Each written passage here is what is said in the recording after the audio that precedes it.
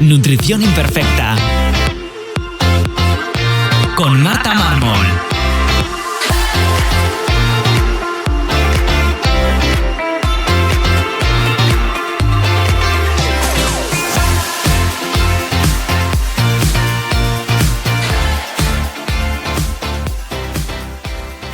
Bienvenidos a Nutrición Imperfecta, el podcast de Marta Mármol.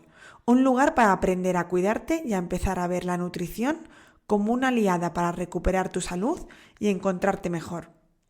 Te recuerdo que puedes descargarte mi ebook gratuito Síntomas digestivos, la gran epidemia en martamarmol.com/ebook y que si quieres que te acompañemos en tu caso particular para recuperar tu salud, puedes reservar tu consulta individual con cualquier persona del equipo, tanto de nutrición como de psicología, en martamarmol.com.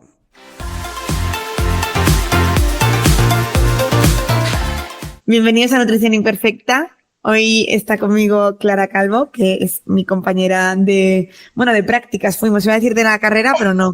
Fuimos compañeras, hicimos las prácticas juntas en un sitio que no vamos a nombrar y que no les vamos a recomendar.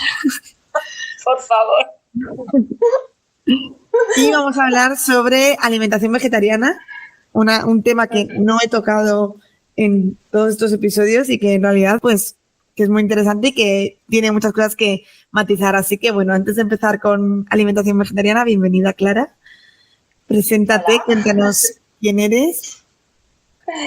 Vale, bueno, yo soy Clara, soy nutricionista y también soy psicóloga. Fue de hecho la primera carrera que estudié. Me encanta la psicología a día de hoy, pero cuando terminé la carrera sí que es cierto que acabé un poco desencantada porque no era lo que me esperaba. Y nada, según terminé psicología me metí a estudiar nutrición porque, bueno, me di cuenta de que me encantaba. Y a partir de entonces no he dejado de devorar sobre nutrición. Te lo puede decir mi novio, que está harto de verme estudiar. Y nada, pues me he ido especializando en diferentes áreas como nutrición deportiva, nutrición vegetariana y vegana, ahora también nutrición en patologías digestivas, tú lo sabes bien. Sí. Y nada, pues eso. Muy bien. Bueno, yo creo que lo de estudiar de forma continua es como un problema a tratar en todo nuestro sector, porque estamos todos igual, o por lo menos si queremos estar formados hay que estar igual porque salimos cero formados sobre patología en nutrición y para poder abordar bien algunos temas, o estás todo el día estudiando y actualizándote o es que te quedas muy cojo. Sí. Bueno, y yo en nutrición vegana en la carrera, profesores desactualizados que, vamos, cogían la dieta con pinzas diciendo, bueno, no es tan buena, ¿sabes? O sea, que claro. Sí, es increíble, es increíble. Pues vamos a hablar de eso, de un poco de alimentación vegetariana en general, ¿no? En todos los aspectos, sobre todo, pues, potenciando aquellas dudas que suelen surgir, que son las más típicas. Y para empezar, aunque sea bastante básico y evidente y para mucha gente pues no sea interesante, ¿no? A lo mejor no les aportamos mucho. ¿Qué tipos de alimentación basada en plantas o vegetarianas, veganas existen? Vale. Bueno, pues aquí podemos dividirlas primero en dos grandes grupos, dietas vegetarianas y dietas veganas, ¿vale? Las dietas vegetarianas serían aquellas que incluyen pues alimentos de origen vegetal como legumbres, frutos secos, frutas, verduras y aparte de esto, huevos y lácteos, ¿vale? Pero dentro de estas dietas vegetarianas podemos encontrarnos tres tipos, ¿vale? Serían las ovo-lácteo-vegetarianas, que incluyen tanto lácteos como huevos, las lacto-vegetarianas, que solo incluyen lácteos y no incluyen huevos, y las ovo-vegetarianas, que incluyen huevos y no incluyen lácteos.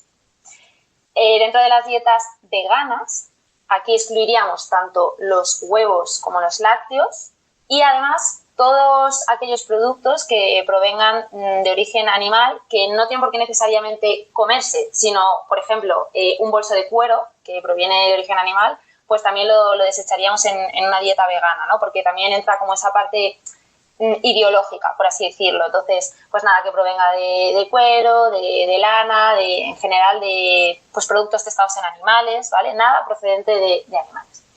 Y luego tenemos otro tercer grupo, que este no se conoce tanto, que sería la dieta crudivegana, que además de excluir todos los alimentos que mencioné anteriormente, huevos, lácteos y alimentos de origen animal, además no consumen nada cocinado por encima de los 42-45 grados, ¿vale? Es la temperatura máxima que supone que puede alcanzar un alimento expuesto al sol.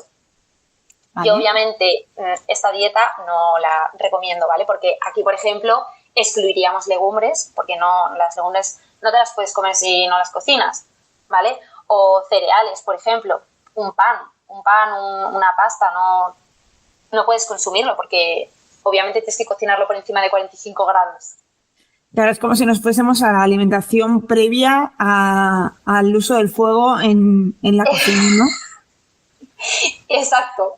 Como si el fuego nos hubiese aportado evolución en el desarrollo humano, ¿vale?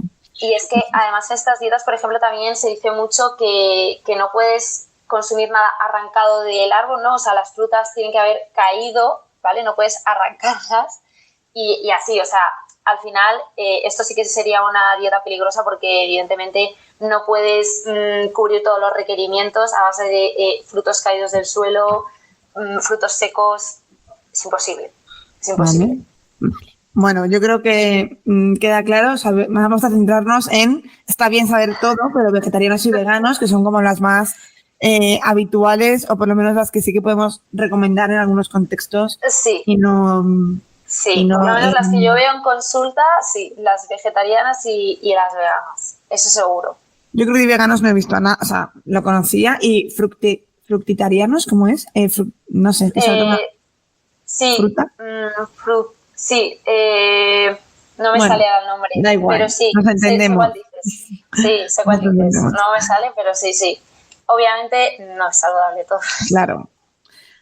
Bueno, pues vamos a centrarnos en estas dos, como te decía, ¿no? Y como decías, hay a veces que esta decisión de cambio de alimentación, de a una dieta más vegetariana o vegana, viene a veces motivada por creencias, ¿no? Por esa ideología de intentar no dañar a los animales o incluso a nivel medioambiental, ¿no? Porque también puede haber un motivo medioambiental, pero hablando de salud, ¿qué nos aporta o qué no nos aporta una dieta vegetariana a la salud?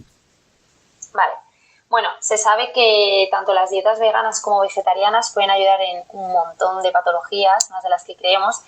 Por ejemplo, se han visto un montón de beneficios en la diabetes mellitus, ¿vale? Porque al final son dietas que incluyen pues, un montón más de fruta, de verdura, legumbres e hidratos de carbono de lenta absorción, ¿vale? Entonces, ayuda muchísimo pues, en el tratamiento de estas enfermedades. De hecho, es la dieta que más se pauta para el tratamiento de la diabetes, ¿vale? O la que más se recomienda.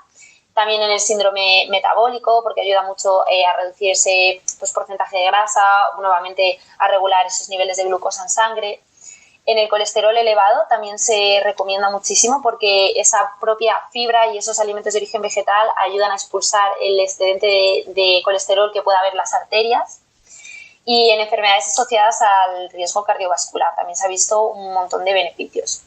Además, la ciencia nos dice que tanto una dieta vegana como vegetariana es perfectamente saludable en cualquier etapa de la vida, es decir, pues en el embarazo y la lactancia, en la infancia, en la niñez, en la adolescencia o incluso en la vejez. Siempre y cuando estas dietas estén pues, perfectamente planificadas y obviamente pues, te alimentes a base de todos los grupos de alimentos que, por así decirlo, están permitidos dentro de la dieta vegana o vegetariana. Sí que es cierto que en el embarazo y en la lactancia puede haber ciertos matices, ¿no? En cuanto pues, a la suplementación quizá o a ciertos nutrientes que debas que tengas que estar un poquito más atento, ¿vale? De cubrirlos porque obviamente aumentan los requerimientos, pero realmente en cualquier etapa de la vida es perfectamente saludable. Sí que nos mete mucho miedo, por ejemplo, con los niños, ¿no? ¿Cómo no le vas a dar carne o cómo no le vas a dar pescado?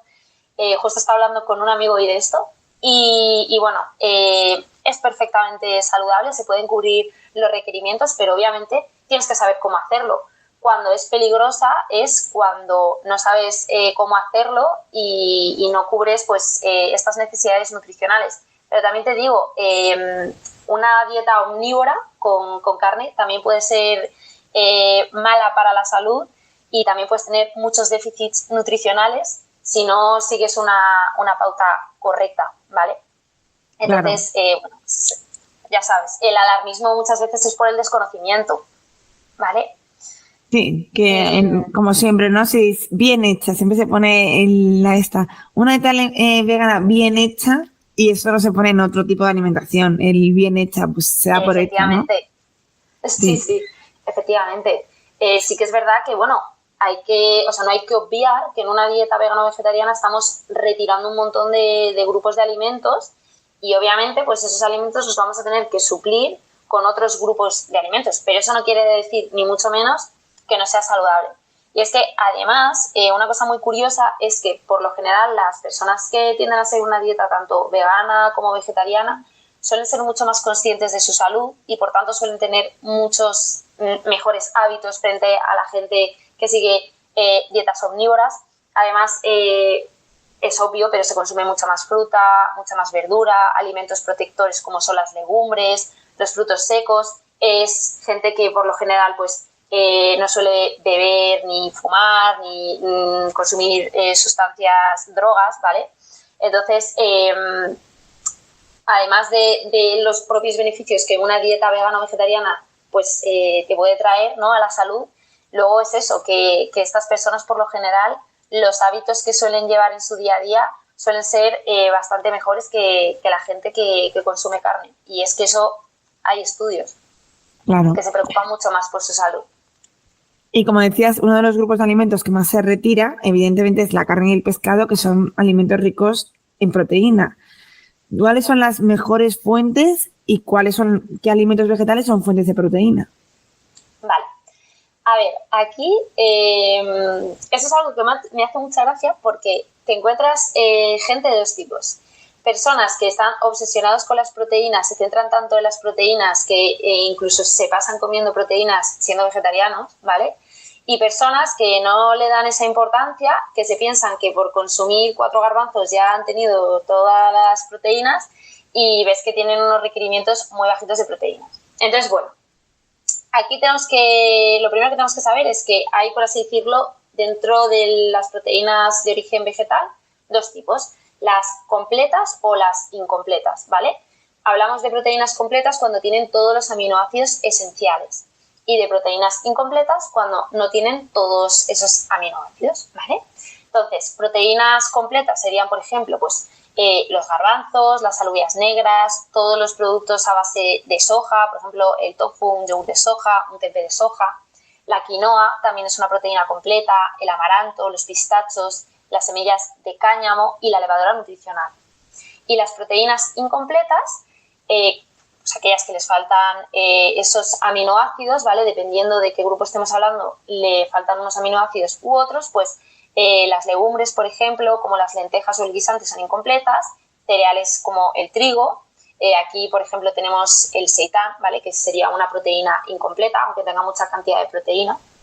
Entonces, ¿qué pasa con estas proteínas incompletas? Pues que para completarlas, por así decirlo, tenemos que hacer combinaciones, ¿vale? Sabemos que a las legumbres les falta un aminoácido que lo contienen los cereales, ¿vale? Y ese aminoácido que le faltan a los cereales es el que tienen las legumbres. Entonces, si combinamos legumbres con cereales, obtendríamos esa proteína completa. Esto mismo ocurre si combinamos, por ejemplo, legumbres con frutos secos, ¿vale? También obtendríamos la proteína completa. O cereales con frutos secos. No es necesario que se complementen estas proteínas en la misma comida, podemos hacerlo a lo largo del día porque tenemos una especie de reserva, un pool de aminoácidos que se llama, que es como si fuese una cajita en la que se van guardando todos los aminoácidos que vamos consumiendo a lo largo del día. Y en esa cajita se juntan y se van formando las proteínas completas, ¿vale? De todas formas, aquí sí quiero hacer un hincapié y es que no tenemos que contar como proteínas solamente pues esa soja o esas legumbres que comemos, no, porque hay muchos más alimentos de los que nos pensamos que tienen proteínas, aunque tengan muy poquita cantidad, y son pues gramos de proteína que se van sumando a lo largo del día. Por ejemplo, la avena tiene bastante proteína, o el trigo sarraceno, los tubérculos como la patata, frutos secos, semillas, tienen proteína, y aunque sean pequeños gramos, todo suma, ¿vale? Se van acumulando a lo largo del día y el resultado final es pues, que seguramente lleguemos a esos requerimientos de proteínas si hemos estado haciendo las cosas bien, ¿vale?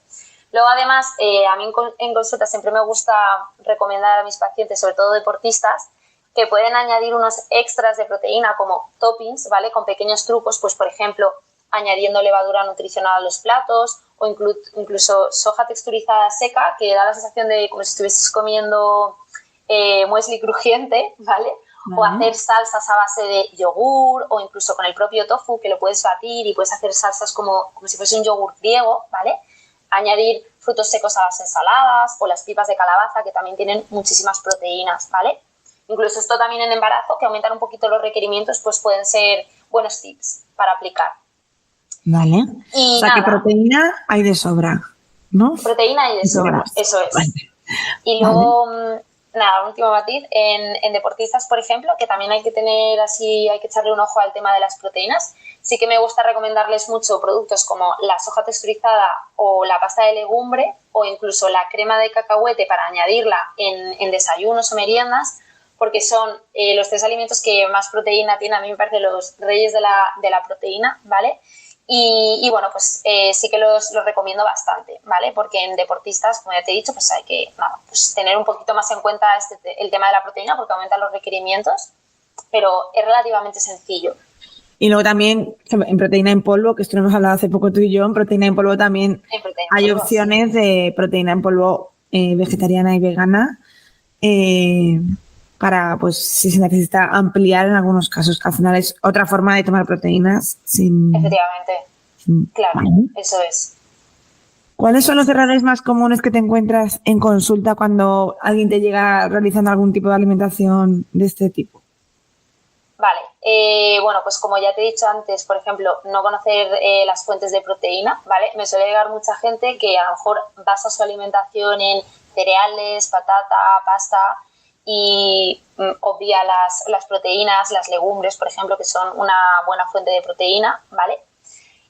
Aquí, en cuanto al tema de las legumbres, sí que es verdad que muchas veces se sobreestima la ingesta de proteína, sobre todo en deportistas, esto me pasa mucho. Y, por ejemplo, en deportistas, pues si yo a lo mejor me como un plato de garbanzos, no voy a llegar a esos requerimientos de proteína porque los garbanzos no tienen, en general las legumbres no tienen tanta proteína como nos pensamos. En una persona sedentaria, pues sí, se toma un plato de garbanzos y genial. Pero quizá en deportistas tenemos que buscar el ir un poquito más allá, ¿vale? Luego también me encuentro mucho basar la alimentación en productos procesados, ¿vale? Por ejemplo, salchichas veganas, hamburguesas veganas, Eura, ¿vale? Solamente en eso y ya te digo, pues no consumir cereales integrales o legumbres, ¿vale? Y luego otra cosa que me encuentro muchísimo, que es que me encuentro casi siempre, es no tener en cuenta el consumo de omega 3. Sabemos que las alimentaciones tanto veganas como vegetarianas retiramos pescados y por tanto el pescado azul se retira, entonces no hay un consumo de omega 3 a no ser que lo obtengas pues de ciertos alimentos que son poquitos en la alimentación vegana y vegetariana, las semillas de chía, las semillas de lino y las nueces, ¿no? Que obtienen, que de ahí podemos obtener el omega 3. Entonces, pues muchas veces me encuentro que no se fijan en estas cosas, ¿vale? Y sabemos que el omega 3 es un aceite, un ácido graso esencial y además es que luego tú ves que evidentemente pues tienen también un montón de problemas de menstruación, muchos dolores, que cuando corriges esto, pues se les acaba regulando. Pues te lo digo. Vale, pues si quieres vemos algunos nutrientes que están ahí deficitarios y que podemos suplementar. Vale. ¿No? ¿Cuáles son esos nutrientes que faltan más? Vale, pues tanto aquí esto importante, lo subrayo y lo pongo con exclamaciones, tanto en dietas veganas como vegetarianas hay que suplementar la B12. Esto es indiscutible, ¿vale? ¿Por qué? Porque también te encuentras a menudo que te dicen, no, pero yo como lácteos y huevo, entonces no me tendría que suplementar, o tomo levadura nutricional fortificada, o tomo espirulina, que también tiene B12. No, ¿vale? Además, la espirulina puede entorpecer la absorción de B12, ya que es un análogo, ¿vale? Entonces, obtienes B12, pero no en su forma activa. Entonces, aquí puede falsear las analíticas. Mucho cuidado con la espirulina. Por tanto, si eres vegano o vegetariano, siempre voy a recomendar un suplemento de B12 de cianocobalamina, ¿vale? Unos 2.000, 2.500 microgramos a la semana. Mejor dividido en 2 pastillas, es decir, pues el lunes me tomo una pastilla de 1.000 microgramos y el martes otra, para favorecer un poquito su absorción, sobre todo en personas que llevan siendo vegetarianas o veganas mucho tiempo y que han estado sin suplementarse años. Pues aquí muchas veces también incluso se valora un suplemento diario durante 1 o 2 semanas y luego se disminuye la dosis, ¿vale? Vale. Pero en ningún caso es suficiente con el consumo de huevos y lácteos o alimentos enriquecidos, porque además no podríamos estar teniendo un conteo exacto de la cantidad de microgramos que nos estamos tomando a lo largo de la semana de B12.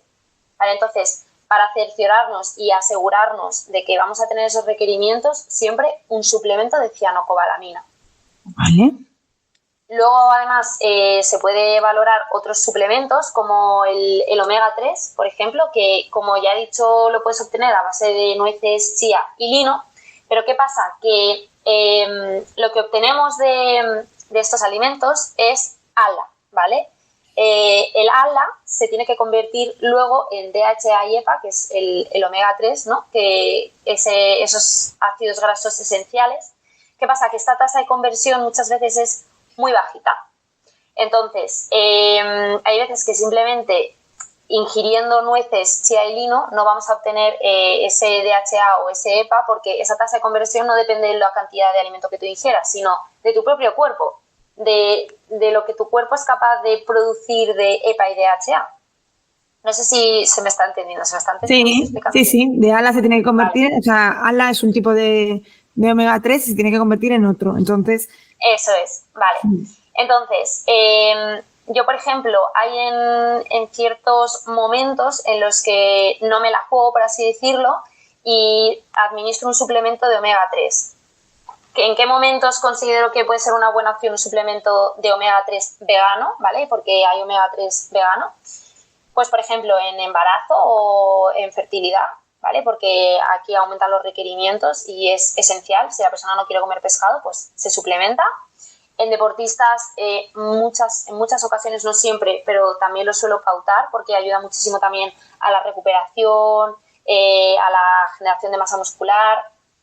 Luego, por ejemplo, también en patologías menstruales, ¿vale? Sobre todo cuando en endometriosis, cuando hay mucho dolor, el omega 3 ha visto que ayuda un montón.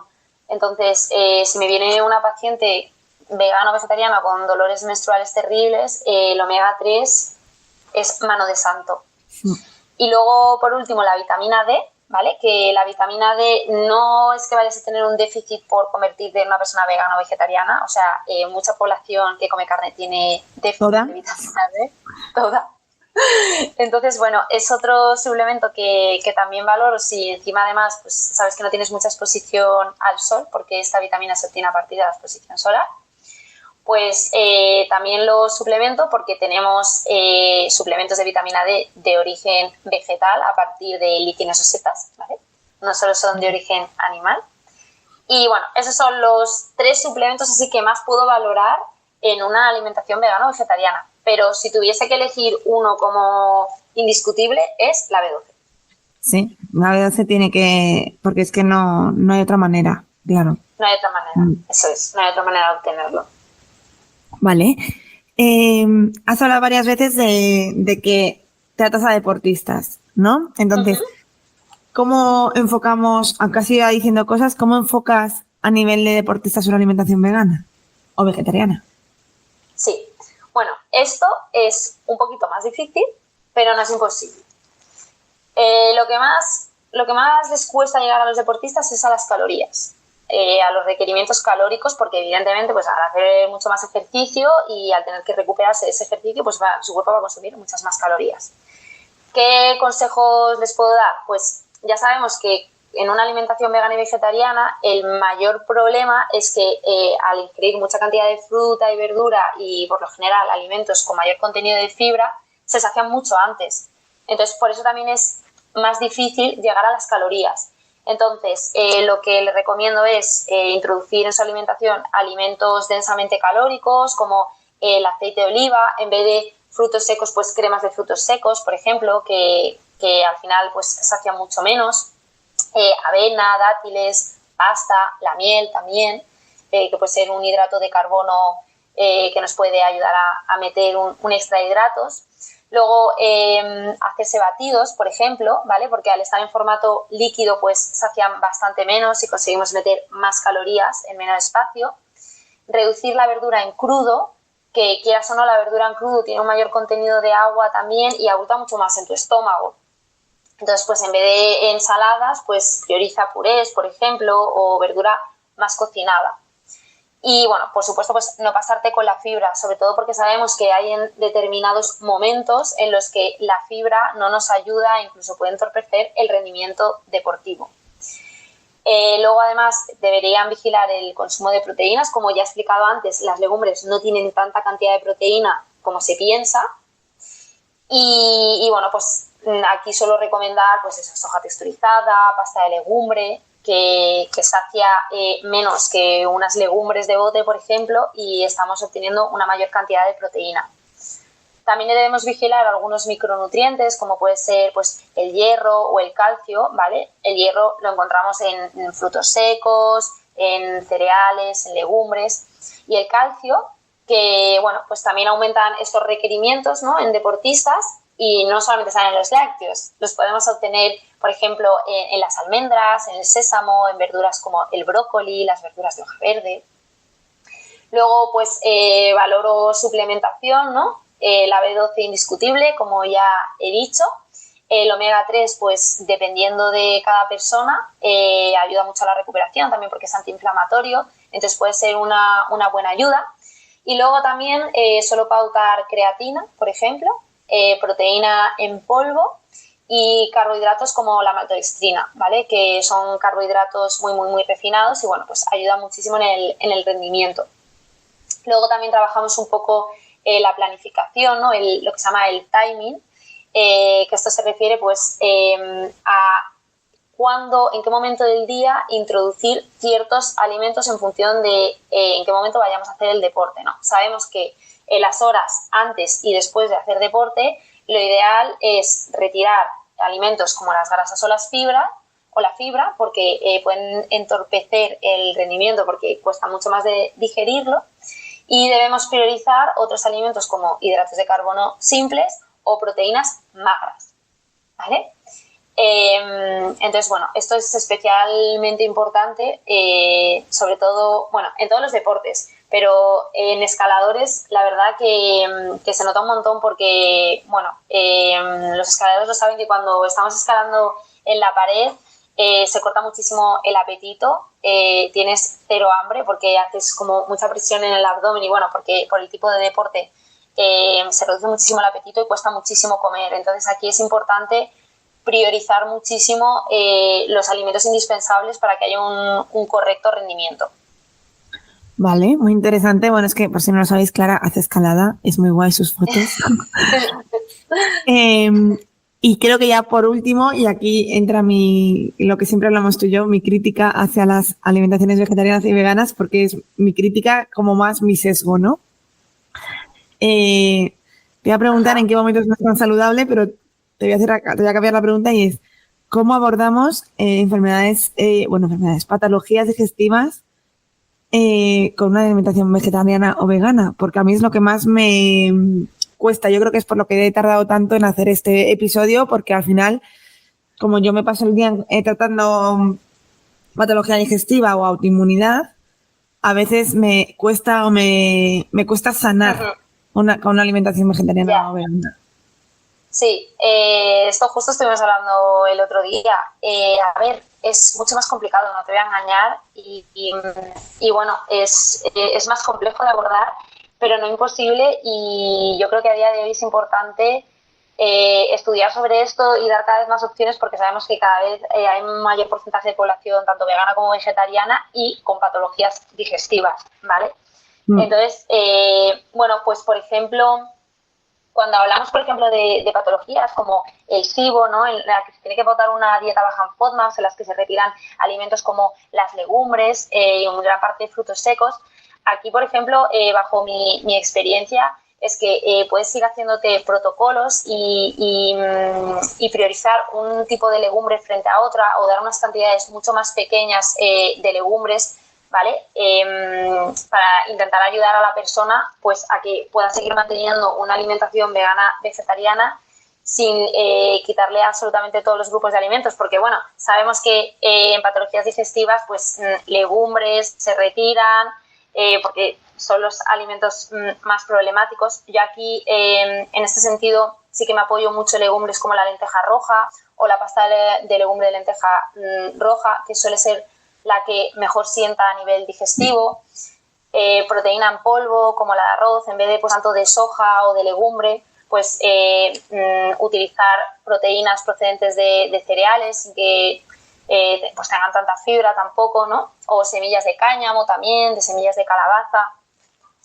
Y bueno, luego también ayuda mucho quizá meter alimentos como el eura, el tofu, que sabemos que bueno, están hechos a base de soja, pero sientan bastante mejor que una legumbre con su piel, con su exceso de fibra. Yogures de soja también ayudan bastante. Ya te digo, es más complejo y yo aquí lo que hago mucho es prueba y error, ¿vale? Porque es verdad que no te encuentras pacientes, y bueno, tú lo sabrás que tratas un montón de patologías digestivas, pero no te encuentras pacientes que les siente siempre bien un grupo de alimentos y siempre mal otro grupo de alimentos, sino que varía muchísimo. Entonces, al final tienes que ir probando pues, con los alimentos que sabes que les sientan bien o que le medio sientan bien, buscar alternativas que tengan un poquito menos de fibra, ¿no? O un contenido más bajo en FODMAS, ¿no? En estos hidratos de carbono fermentables que sabemos que en ciertas patologías nos sientan muy bien. E ir haciéndote un poco tus protocolos individualizados, porque ya te digo que varía un montón de un paciente a otro.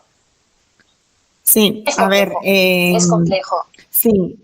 No, y justo en un SIBO aún lo veo más difícil casi en permeabilidad intestinal, en la que sí. Pues sé casi todo lo que las fuentes de proteína veganas, o sea, vegetarianas que hemos hecho antes, ¿no? Pues todos esos frutos secos, semillas, legumbres, dañan el intestino y como que estamos ahí reparando por un lado y dañándolo por otro. Entonces a veces a mí ahí me cuesta incluso, bueno, pues mucha gente termina introduciendo algo por lo menos de huevo o pescado, depende. Sí. Es súper complejo. También quizá pues es un poco más en ciertos suplementos, ¿no? Porque sabes que si no, pues la persona puede tener carencias. Pero claro, si al final la persona no quiere comer ese huevo, ese pescado, esos alimentos de origen animal, pues vas a tener que adaptar la pauta como sea. Y ya te digo que siempre hay opciones y bueno, siempre hay alimentos mejor que otros que se pueden introducir. Por ejemplo, el seitán también yo lo retiro un montón porque está hecho a base de gluten, la gente abusa muchísimo del seitán, incluso en deportistas también. No es una proteína completa, está hecha a base de gluten y bueno. No, pues el seitán ni lo tengo en cuenta, la verdad. Pero sí, lo que tú dices, al final nosotros nos tenemos que adaptar hay que explicárselo, o sea, yo lo que hago es explicárselo al paciente, explicarle ventajas e inconvenientes. Hay quien me ha dicho, pues si empiezo a comer algo de pescado, a mí me da igual. Y luego hay gente que te dice, no, yo no estoy dispuesto a cambiar mi alimentación. Bueno, pues es completamente respetable, pero sí que es verdad que aunque hay mucha evidencia de la alimentación vegetariana y vegana en muchas patologías y al final pues es que potencias mucho el consumo de alimentos de origen vegetal que pues evidentemente tienen que ser en la gran mayoría de nuestra alimentación, aunque tengamos una alimentación omnívora, pues bueno, pues a veces pues me cuesta, pero bueno, dicho esto, yo creo que es importante conocer todo lo que has estado contando, me parece fundamental para sobre todo eso, que se nos quite el miedo a pensar que una alimentación vegetariana o vegana puede ser problemática. Yo para mí creo que es problemática solo o dificultosa más bien a la hora de abordar una patología digestiva o autoinmune. Sí lo es. Eso no te lo voy a negar. Pues no sé si nos queda algo, Clara, de contar de alimentación vegetariana o vegana que tú quieras destacar. Eh, eh, Quizá, por ejemplo, en trastornos de la conducta alimentaria, yo Vale. tampoco recomendaría una alimentación vegano-vegetariana porque suele ser muchas veces la excusa perfecta, ¿no?, para seguir retroalimentando ese control en la comida, ¿no?, y esas restricciones tan agresivas que se sabe que se hacen en este tipo de patologías mentales. Entonces, bueno, pues si, por ejemplo, estás recuperándote o estás en plena, en mitad de una conducta alimentaria, quizás no es el mejor momento para hacer una alimentación tanto vegana o vegetariana, porque bueno, pues se restringen alimentos y sabemos que esas restricciones no ayudan en el tratamiento de este tipo de patologías. Muy buen apunte, es verdad que al final no deja de ser una restricción en alimentación, ¿no? O una forma de control en alimentación. Sí, eso es, Pues, eso es. como siempre, te voy a hacer mis 3 preguntas que tú ya te las conoces, porque algún episodio te has escuchado. Así que nada, cuéntanos cuál fue tu momento clave en el que dijiste, bueno, pues tengo que cambiar mi tipo de alimentación o mi estilo de vida. Sí, bueno, pues a mí hace bastantes años me detectaron colesterol alto en unas analíticas y bueno, recuerdo que el médico me mandó típico papelito, ¿vale? Con una dieta en la que me quitaba las nueces, recuerdo el aguacate, me pautaba mermelada y galletas María. Yo, claro, yo me llevé las manos a la cabeza y dije, no entiendo nada, digo, ¿cómo esto puede ser saludable? Yo recuerdo que en ese momento le cogí miedo a las grasas porque yo no tenía ni idea de alimentación, ¿no? Pero claro, yo veía que me mandaba cosas con azúcar y yo decía, yo no entiendo nada. Y yo creo que ese fue un poco el detonante, porque yo a partir de ahí, justo yo estaba haciendo la carrera de psicología y en ese momento me puse a leer mucho sobre nutrición, porque me despertó la curiosidad y a partir de ahí, eso sumado a que acabé un poco desencantada con la carrera de psicología, pues dije, ya está, yo quiero ser nutricionista, yo quiero ser nutricionista porque me encanta este tema y no paro de devorar. Y de verdad que es que desde ese momento ha sido devorar sobre nutrición. Qué Entonces sí. bien. Bueno, pues mira, colesterol alto sirvió para algo. Eh, Cuéntanos algo que hayas aprendido últimamente. Vale. Esto me hace mucha gracia porque es que el otro día estaba hablando con mi compañero de piso y me dijo que él estuvo llevando es una tontería, pero bueno, estuvo llevando durante muchos meses una escayola y me dijo que cuando te ponen una escayola y te la quitan, justo debajo te empieza a crecer como pelo súper duro, súper negro y súper duro. Y es solo en la zona en la que te ponen la escayola. Él tenía el brazo, lo tenía sin pelo ni nada, le pusieron la escayola y cuando se la quitaron tenía un montón de pelo negro. Y me dijo que habló con una amiga suya que es enfermera y que eso pasa que cuando te ponen una escayola, no sé si es por el calor o por qué, pero te crece como pelo súper duro por debajo. Ah, pero no sabemos por qué.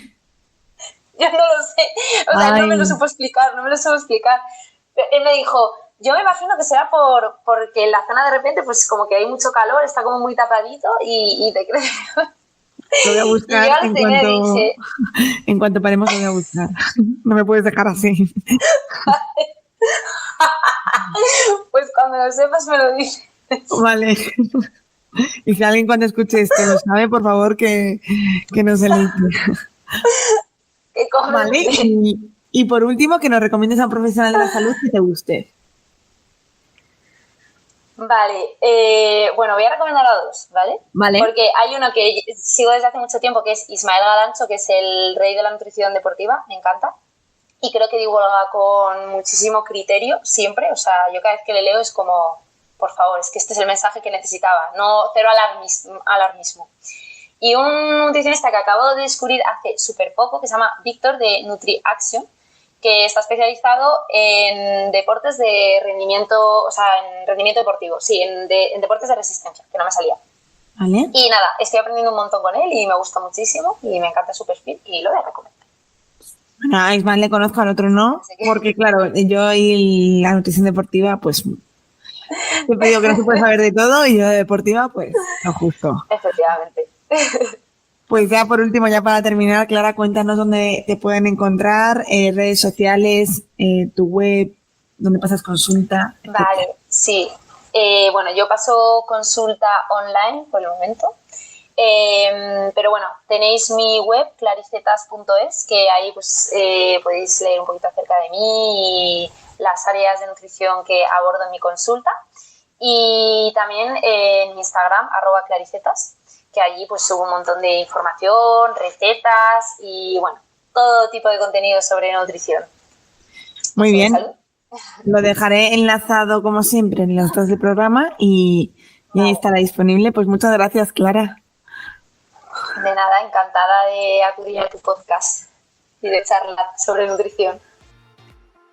Y hasta aquí el episodio de hoy. Espero que hayáis aprendido mucho sobre los diferentes tipos de alimentación basada en plantas, por englobar todos. Y como siempre os digo, si os ha gustado este episodio, podéis darle a me gusta o a seguir en la plataforma donde me hayáis escuchado. O también dejar algún comentario y por supuesto, si os ha parecido interesante y creéis que también puede serlo para alguien, compartirlo con aquellas personas que les pueda interesar. Nos escuchamos aquí en el siguiente episodio en Nutrición Imperfecta.